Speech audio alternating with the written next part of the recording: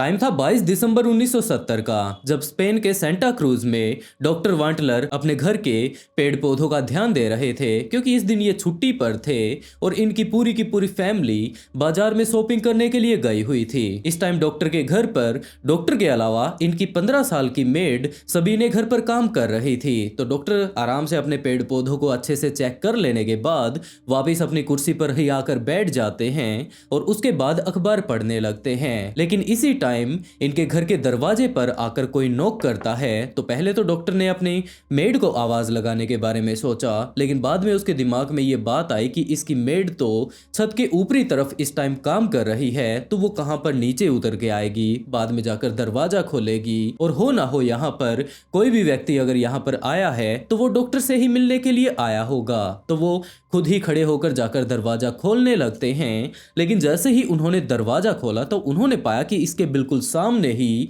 दो काफी ज्यादा भद्दे किस्म के लोग खड़े हुए हैं। ये पूरे के पूरे इस टाइम गंदगी से लिपटे हुए थे। पता नहीं ऐसा कौन से नाले में ये लोग इस टाइम लोट मार के आए थे। थोड़ी थोड़ी इनके अंदर से बदबू भी आ रही थी। और जब डॉक्टर ने पूछा कि हाँ भाई आप कौन हैं, यहाँ पर किस लिए आए हैं, तो उन दोनों ही लोगों में से बड़े वाले व्यक्ति ने ये बात बताई कि उसका नाम अलेक्जेंडर है और ये जो साइड में उसके साथ लड़का खड़ा है ये इसका बेटा फ्रैंक है। आपके यहाँ पर एक लड़की सबीने काम करती है, वो हमारी ही बेटी है, तो हम लोग उससे मिलने के लिए यहाँ पर आए हैं। ये सारी की सारी चीजें सामने देखकर और उनकी हालत को देखकर डॉक्टर के दिमाग में काफी सारे सवाल आते हैं कि क्या यार ये सच में ही हमारे मेड के रिश्तेदार वगैरह हैं, क्योंकि जिस तरीके से कि ये लोग अपना हुलिया बनाकर यहाँ पर आए हैं, देखने में तो ये लोग भिखारी किस्म के लग रहे हैं। तो डॉक्टर ने तुरंत सबीने को ऊपर आवाज लगाई और ये बात कही कि वो जल्द से जल्द एक बार नीचे आ जाए। सबीने नीचे आ भी जाती है और उसके बाद डॉक्टर ये बात पूछता है कि क्या ये आपके पिता और भाई हैं। सबीने अपने भाई और पिता को देखकर अच्छे से पहचान जाती है और वो डॉक्टर को हाँ भरती है। तो डॉक्टर इस बात को भी लेकर कंफ्यूज था कि एक पिता अपनी बेटी से मिलने के लिए आया है, पता नहीं आखिरी बार ये लोग आपस में कब मिले होंगे, और कम से कम अगर आज आया ही है सुबह सुबह इस तरीके से बिना मुंह धोए ये यहाँ पर कैसे आन पहुंचा होगा। लेकिन उसे इस बात से कोई मतलब नहीं था, बस उसका पूरा का पूरा फोकस इस बात पर था कि ये लोग गलती से भी घर के अंदर ना आ जाएं, क्योंकि ये लोग पूरे तरीके से इस टाइम कीचड़ से लिपे हुए हैं और अगर ये लोग घर के अंदर आएंगे तो यहाँ पर काफी ज्यादा बदबू होने वाली है। तो उसने अपनी मेड सबीने से ही ये बात कही कि चलो ठीक है, ये अगर तुम्हारे पिता हैं तो तुम इससे मिल लो। और डॉक्टर ये बात सोचकर कि इनके घर परिवार की पर्सनल बातें वो सुनकर क्या करेगा, वो वहां से वापस जाने लगता है। लेकिन इस टाइम उसके दिमाग में काफी सारे सवाल चल रहे थे कि यार ये लोग सुबह सुबह बिना कुछ हाथ मुंह धोए यहाँ पर आ चुके हैं, तो क्या ये लोग ठीक ठाक यहाँ पर आए हैं या फिर कोई कांड वगैरह ये लोग यहाँ पर रच कर आए हैं, और हो सकता है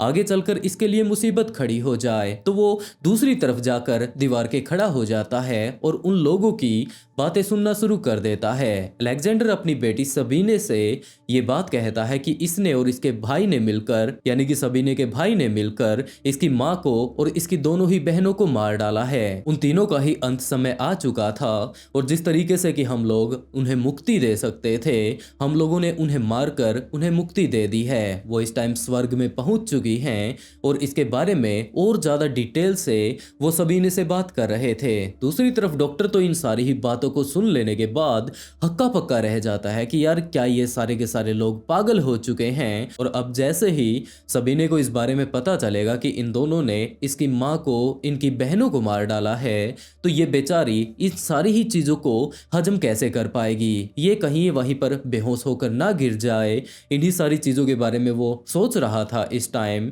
कि तभी सबीने ये बात कहती है कि ये तो होना ही था और ये बात काफी ज्यादा अच्छी है कि भगवान हमारे साथ थे और उन्हें जो स्वर्ग का रास्ता उन्हें दिखाना था वो स्वर्ग का रास्ता उन्हें मिल चुका है। ये बात सुनकर तो डॉक्टर और ज्यादा घबरा जाता है और अब उसके दिमाग में ये ख्याल आने लगते हैं कि ये लोग तो स्वर्ग और नर्क के बीच में फंसे हुए हैं, ये लगातार मुक्तियां देते जा रहे हैं। इनकी जो बेटी है इसके दिमाग में भी पता नहीं क्या चल रहा है, ये दोनों के दोनों तो मुझे पागल नजर आ रहे थे। लेकिन सबीने भी पता नहीं इसे क्या हो गया है, तो इस टाइम वो भी बहुत ज्यादा घबरा जाता है कि कहीं ये लोग इसे भी मुक्ति ना दे दें, कहीं इसे भी स्वर्ग में पहुंचाने की ये लोग बातें ना करने लग जाएं। ये बात सोचकर वो तुरंत अपने फर्स्ट फ्लोर पर जा पहुंचता है। वहां पर जाकर पुलिस पुलिस के पास वो कॉल करने लगता है, लेकिन उससे पहले उसने अच्छे से दरवाजा बंद कर लिया। उसके बाद काफी सारी जो हैवी वहां पर टेबल रखी हुई थी उन्हें ले जाकर दरवाजे के सामने वो अड़ा देता है कि ये लोग दरवाजा तोड़कर घर के अंदर ना आ घुसें। उसके बाद वो पुलिस के पास कॉल करता है और सारी की सारी चीजें डिटेल से बताता है कि जनाब कुछ इस तरीके से सबीने नाम की एक 15 साल की मेड हमारे घर पर काम करती है।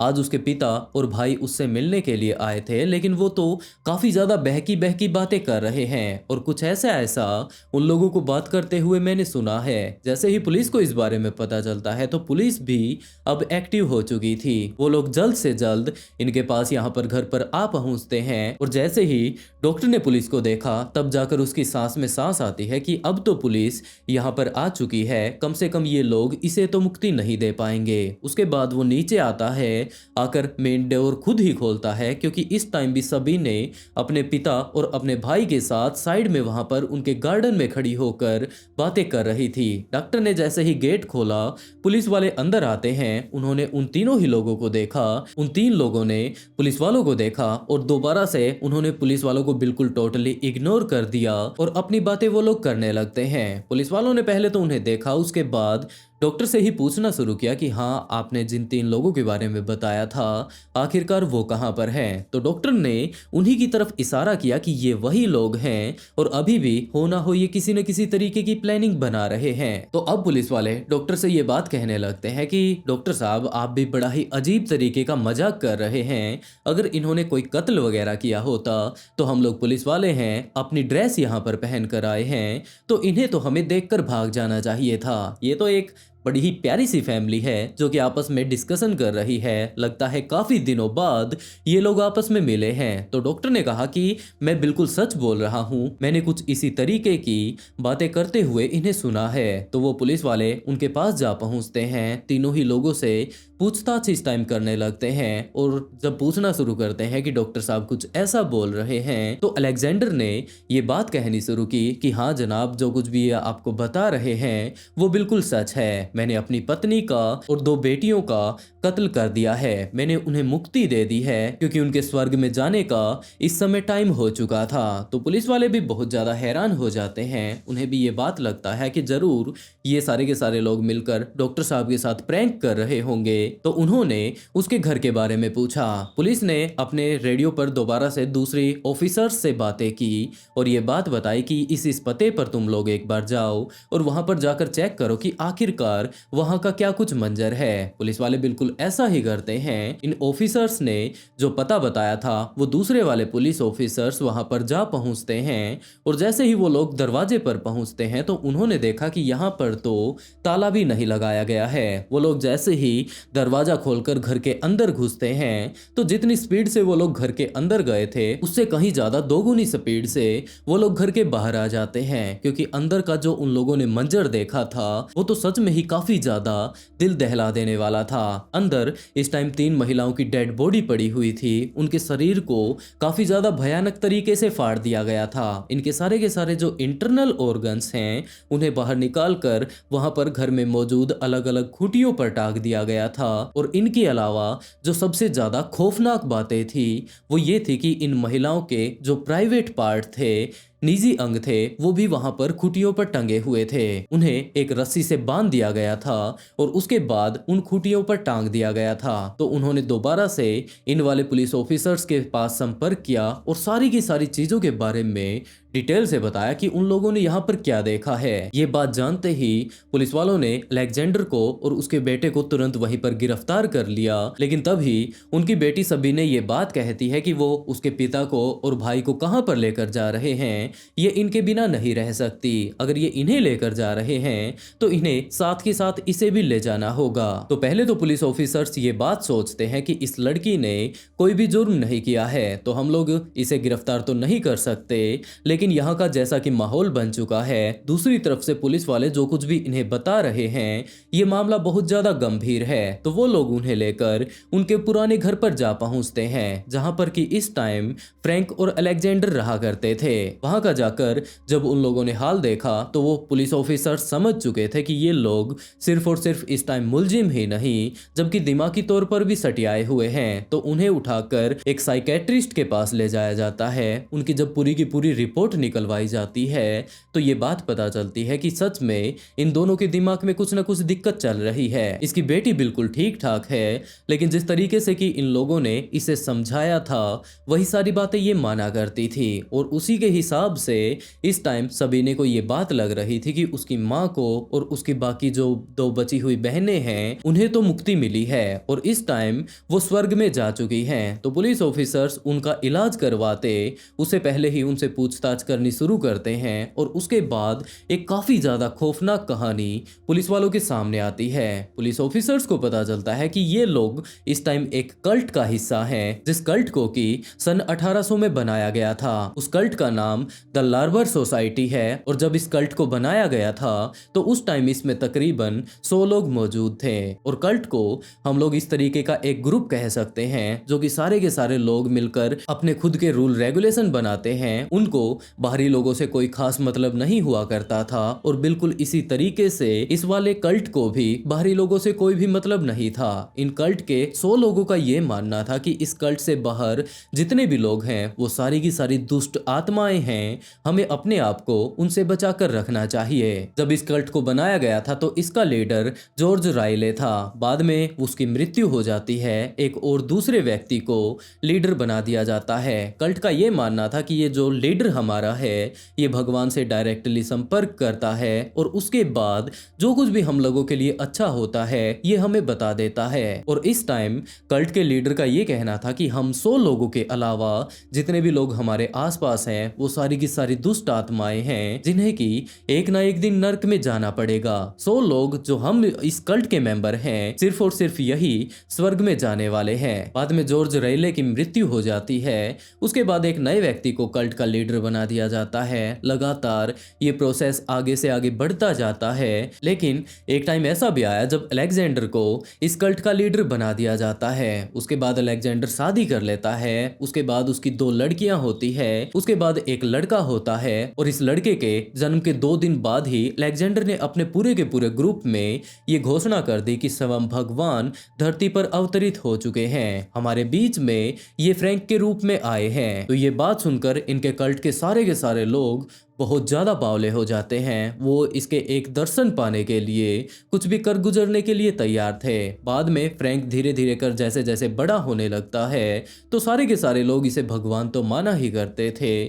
फ्रैंक ने भले ही कुछ भी कहा हो, छोटी मोटी उसे अगर चीज की जरूरत हो तो इसके सारे के सारे कल्ट के लोग पूरी अपनी हिम्मत लगा दिया करते थे, अपनी जान लगा दिया करते थे उसे पूरा करने के लिए। लेकिन इस टाइम फ्रैंक काफी ज्यादा छोटा था, उसे कुछ भी ज्यादा चीजें समझ नहीं आया करती थी और वो बचपने में कुछ भी बोल दिया करता था। लेकिन दूसरी तरफ अगर इनके कल्ट के लोगों को देखा जाए तो वो तो पागल हो जाया करते थे कि हमारे भगवान ने हमसे कुछ मांगा है और अगर हम लोग इन्हें नहीं दे पाते हैं तो आखिरकार ये जिंदगी किस काम की। इसी तरीके से फ्रैंक धीरे धीरे कर बड़ा होने लगता है। लगातार उसकी सारी की सारी ख्वाहिशें पूरी होती जा रही थी। अब इसकी एक छोटी बहन भी हो चुकी थी। बाकी इनकी 3 बहनों का कोई भी ख्याल नहीं रखा जाता था। उन्हें जरूरत की चीजें भी मिल रही हैं या नहीं इसके ऊपर कोई ध्यान नहीं देता था। लेकिन दूसरी तरफ फ्रैंक के ऊपर इतना ज्यादा ध्यान रखा जाया करता था कि इसने एक चीज मांगी है तो उसी तरीके की पता नहीं कितनी सारी चीज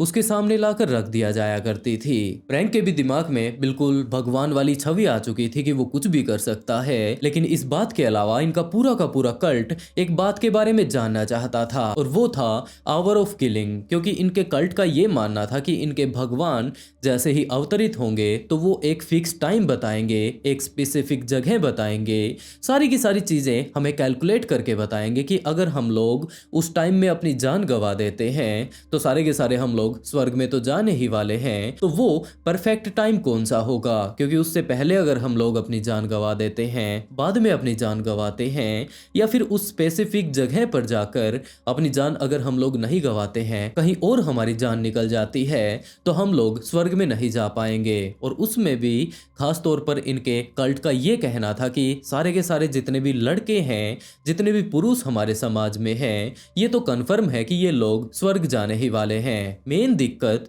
महिलाओं के साथ है, क्योंकि उनका ये कहना था कि ये लोग पवित्र नहीं हैं, ये अशुद्ध हैं, ये भटकती हुई आत्माएं हैं, तो इन्हें स्वर्ग में हमें ही लेकर जाना है। और स्वर्ग में ले जाने के लिए हावर ऑफ किलिंग की जरूरत पड़ने वाली है, यानी कि वो स्पेसिफिक टाइम जब ये लोग अपनी जान गंवा देंगे और उसके बाद डायरेक्टली ये स्वर्ग में पहुंच जाएंगी। उनका ये कहना था कि आदमी भले ही कहीं पर भी जाकर अपनी जान क्यों ना गंवा दे, उनका कन्फर्म है वो स्वर्ग में ही जाने वाले हैं। तो महिलाओं के लिए आवर ऑफ किलिंग कब होने वाला है? और अब तो इनके बीच में एक बंदा आ चुका था जिसे कि ये लोग भगवान माना करते थे, तो उसकी देख रेख में उन्होंने अपनी पूरी की पूरी जिंदगी लगा दी। लेकिन अब जैसे जैसे फ्रैंक बड़ा होने लगा था तो उसके अंदर काफी तरह के हार्मोन के चेंजेस आ रहे थे। और उसके बाद एक टाइम ऐसा भी आया जब उसे ये बात पता चल जाती है कि अगर वो फिजिकल रिलेशन बनाता है तो कुछ इस तरीके का उसे मजा आने वाला है। और जिस तरीके की वो अब बड़ा हो ही चुका था, तो उसने अपने पिता से जाकर ये सारी की सारी बातें बताई। और अलेक्जेंडर भी ये बात कहता है कि ग्रुप से बाहर तो तुम रिलेशन नहीं बना सकते, क्योंकि वो सारी की सारी दुष्ट आत्माएं हैं। तो उसने उनके सामने पेश किया अपनी तीनों ही बेटियों को और अपनी पत्नी को।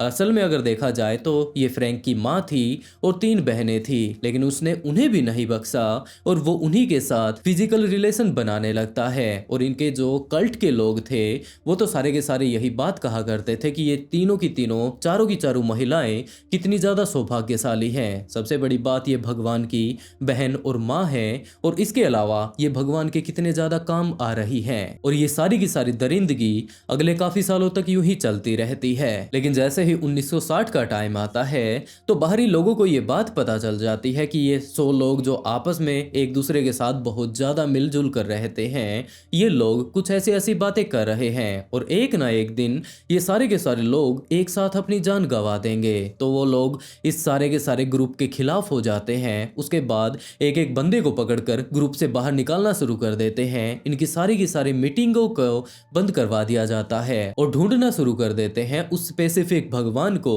जिसके के कहने पर ये सारे लोग मिलकर अपनी जान गंवाने वाले थे। तो अलेक्जेंडर अपने बेटे को लेकर, अपनी तीनों ही बेटियों और अपनी पत्नी को लेकर जर्मनी से स्पेन भाग जाता है। स्पेन में जाकर वो अगले काफी दिनों तक यूं ही भटकता रहता है। बाद में वहां आसपास में छोटा मोटा काम करने लग जाता है। लेकिन दूसरी तरफ अभी भी इनके दिमाग में यही बात थी कि हमारे कल्ट के लोग इस टाइम पता नहीं कहां पर भटक रहे होंगे, उन्हें भी जाकर मुक्ति देनी है। लेकिन जैसे जैसे टाइम बीतता है तो इनकी बेटी आकर एक जगह पर काम करने लग जाती है। इसकी पत्नी और इसकी 2 बेटियां अभी भी घर पर ही रहा करती थी। और उसके बाद टाइम आता है 21 दिसंबर 1970 का, जब फ्रैंक के दिमाग में पता नहीं क्या आया, वो आराम से एक जगह पर लेटा हुआ था कि उसी टाइम उसकी नजर अपनी माँ के ऊपर जाती है। जब फ्रैंक की माँ उसने देखा कि वो सामने ही सो रही है, लेकिन उसे उसका लेटने का जो तरीका था वो पसंद नहीं आता है। और उसने ये बात गुस्से गुस्से में खड़े होकर कही कि आवर ऑफ किलिंग का टाइम आ चुका है। इस बात को सुनकर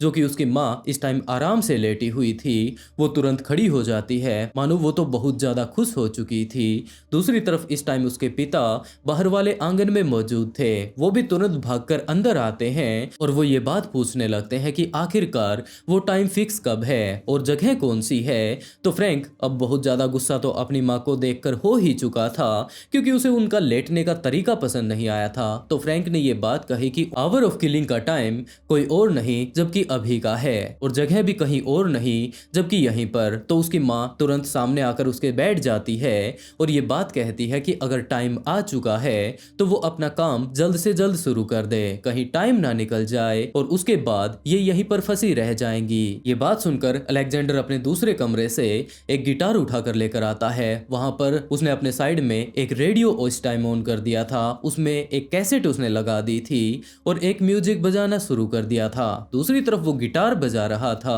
और फ्रैंक के हाथ में जो कुछ भी आ रहा था वो लगातार अपनी माँ के ऊपर हमला करता जा रहा था। उसकी माँ उसे अच्छे से समझाती है कि अगर वो इस तरीके से उसके ऊपर हमला करता है तो उसकी मुक्ति जल्दी हो जाएगी, वो जल्द ही अपनी जान गंवा देगी। इन सारी ही चीजों के बारे में डिटेल से वो अपने बेटे को बता रही थी और जैसे जैसे उसकी माँ बता रही थी फ्रैंक उसके ऊपर हमला भी यूं ही करता जा रहा था। कुछ देर की मशक्कत के बाद, क्योंकि उसे अच्छे से तो नहीं पता था कि कहां पर मारने के बाद उसकी माँ जल्दी से अपनी जान गंवाएगी, लेकिन अगले काफी देर तक लगातार उसके सिर पर और बाकी शरीर के हिस्सों पर हमला कर लेने के बाद उसकी माँ अपनी जान गंवा देती है। उसके बाद वो दूसरे रूम में जाता है। तब तक अलेक्जेंडर ने अपनी दोनों ही बेटियों को बता दिया था कि आवर ऑफ किलिंग का टाइम हो चुका है, तो उसकी दोनों ही बहनें भी बहुत ज्यादा खुश हो जाती हैं। वो आकर फ्रैंक के सामने बैठ जाती हैं। फ्रैंक उन दोनों को भी बिल्कुल इसी तरीके से मार देता है और ये सारी की सारी अच्छे से स्वर्ग पहुंच पाए